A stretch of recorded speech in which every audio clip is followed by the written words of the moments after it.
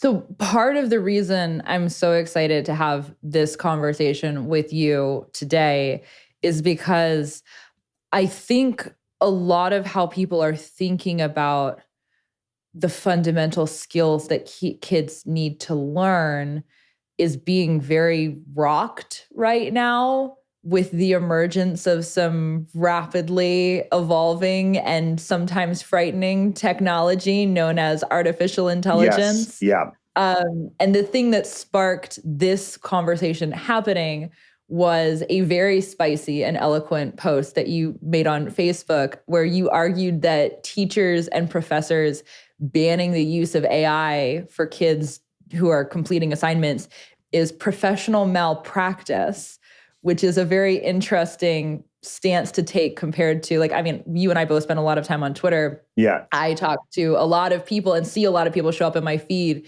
who actively are arguing against kids using AI. It's like, we just Yeah. like don't even know what to do with this. Like, this is just Right. clearly it's cheating and it's not allowed. And you're making the Right. polar opposite argument, which is if you're Yes. not allowing this, you're doing the kids a disservice. Can you talk about that a little bit? Absolutely. Yeah. So, and obviously, I don't mean professional malpractice in a literal sense, the way like a doctor or lawyer might do. But what I mean is, insofar as a teacher's job is to prepare young people for the world that they're going to be entering into as adults, and particularly in the workplace. At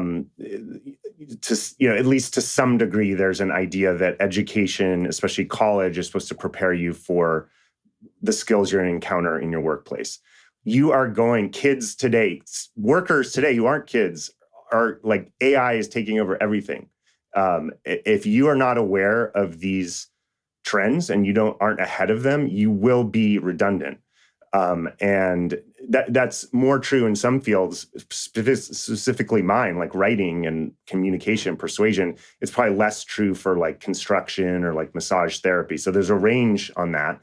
But the type of white collar jobs that are generally being young people are being prepared for through kind of management, middle management type jobs, like AI is absolutely it currently is, and every year more, like the biggest upending of white collar work that we've ever experienced. I don't think any of us have ever lived anything through like this. And keeping kids away from that, I believe, is a form of professional malpractice insofar as the job is to prepare kids for the future. And I'll go so far as to say that any educator who is saying we need to keep kids away from AI should, like, just nobody should listen to that person. They should lose their job, and they are going to lose their job. I mean, I don't even need to say they should lose their job, because that mode of education is going to become completely obsoleted.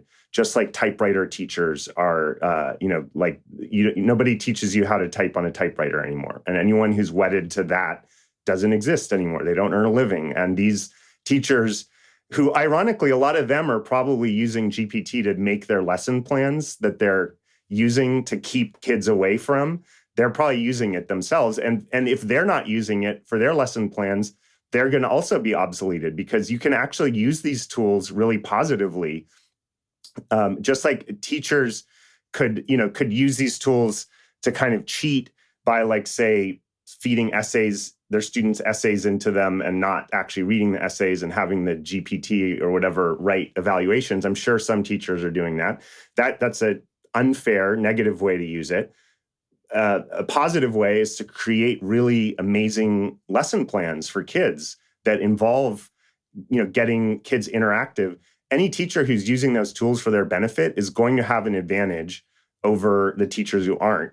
So basically, yeah, the teachers who, it's not even saying like they should be kicked out, they just will be kicked out. And the institutions that are behind on this will become irrelevant.